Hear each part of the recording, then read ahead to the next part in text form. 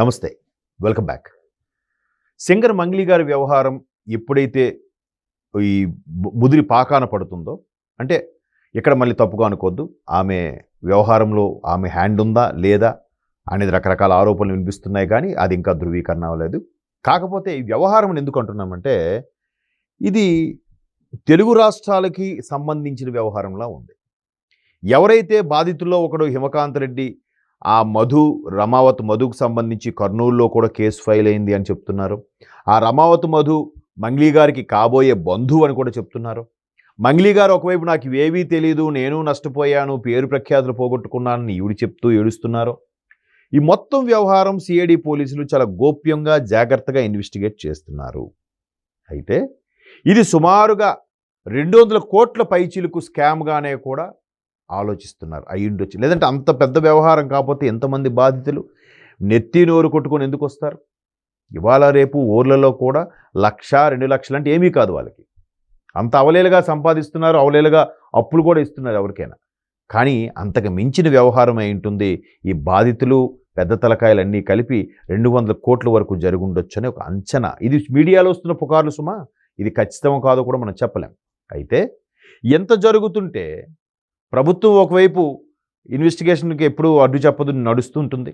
ఎందుకంటే సజ్జనార్ గారు లాంటి వాళ్ళు కూడా కలిసా ఖచ్చితంగా ఆయన కూడా ఇన్వాల్వ్ అయ్యారంటే కేసు తాడో పేడో తేలాల్సిందే, తేలిపోతుంది.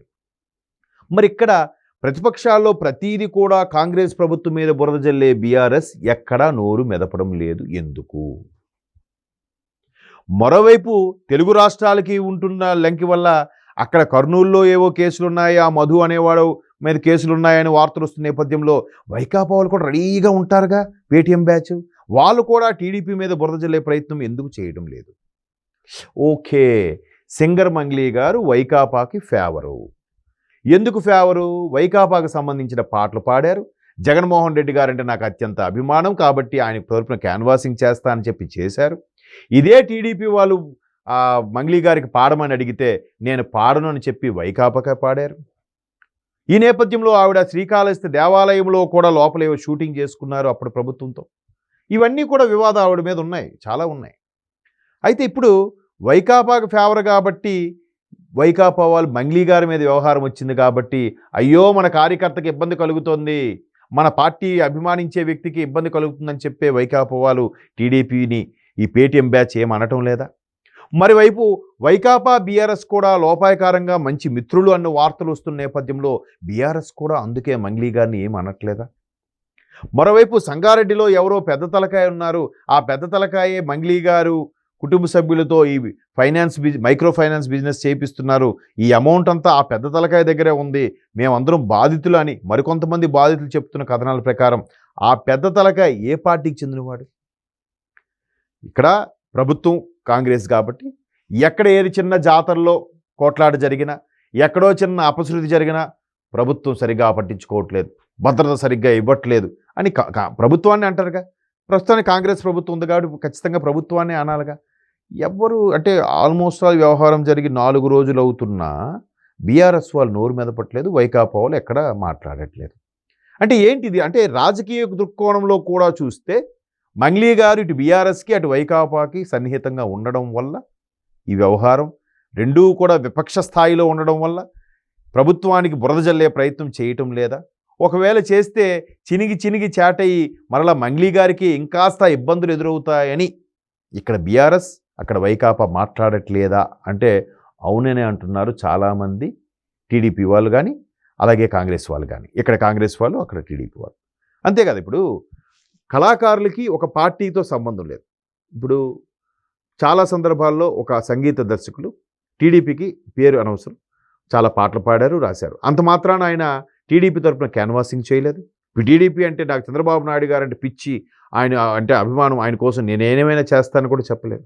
కానీ ఈవిడ ఒక కళాకారిణిగా ఒక మంచి సింగర్గా ఉండి కూడా నాకు జగన్ అంటే ఇష్టం, జగన్ కోసం క్యాన్వాసింగ్ చేసిన సందర్భాలు ఉన్నాయి, విపక్షాలని దుయ్యబట్టిన సందర్భాలు ఉన్నాయి.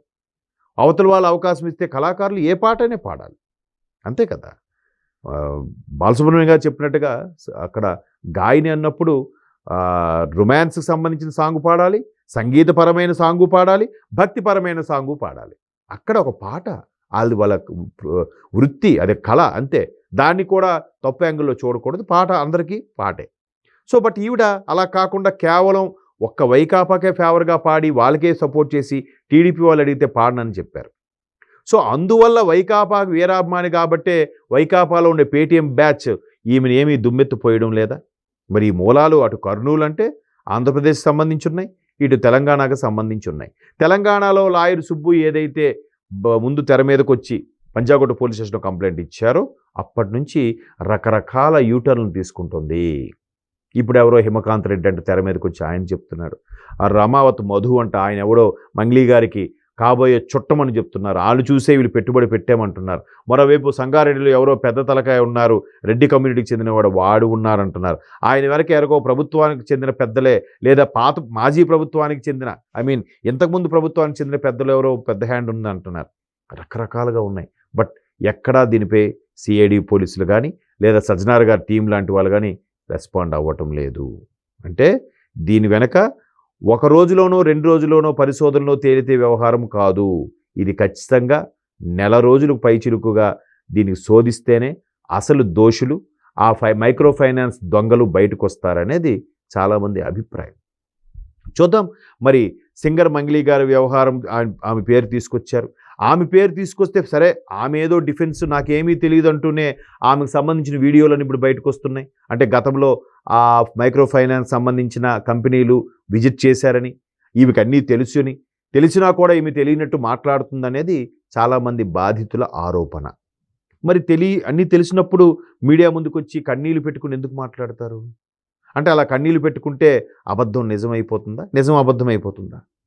అంటే ఏమో రకరకాల ఎవరిని నమ్మలేమండి, ఎవరిని తప్పని చెప్పలేం. ఈమె ఇలాగ ఉన్నతాధికారులను కలిసి అది ఇది చెప్పడం, ఇప్పుడు ఒక్కొక్క విషయం వెలుగులోకి రావడం, ఆవిడ పాత వీడియో రిలీజ్ చేయడం, ఇంకొంతమంది ఫోటోలతో సహా ఇక్కడ మా గురువు గారితో మంగ్లీ గారు ఉన్నారు, ఇక్కడ వీళ్ళు కలిశారు, ఇక్కడ ఈ ఫ్యాక్టరీ విజిట్ చేశారు, ఇవన్నీ చెప్పడం. ఎవరిని అనుమానించాలి? ఎవరిని నమ్మాలి? మొత్తం మీద ఇది చిన్న స్కామ్ కాదు. సుమారుగా 100 కోట్లు పైచిలుకు మాటే అని కూడా టాక్ ఉంది. అది 200 కోట్లు అంటున్నారు. ఏదైనా 100 కోట్లు అయితే చిన్న విషయం అయితే కాదు. సో దీన్ని సిఐడి పోలీసులు చాలా జాగ్రత్తగా డీల్ చేస్తున్నారు, ఎక్కడ మాట్లాడకుండా. మరి వాళ్ళే దీన్ని తేల్చాలి. తెలంగాణ ప్రభుత్వ పోలీస్ యంత్రాంగం కూడా ప్రతి విషయం కూడా ఎక్కడెక్కడ చెక్ పెడుతున్నారు.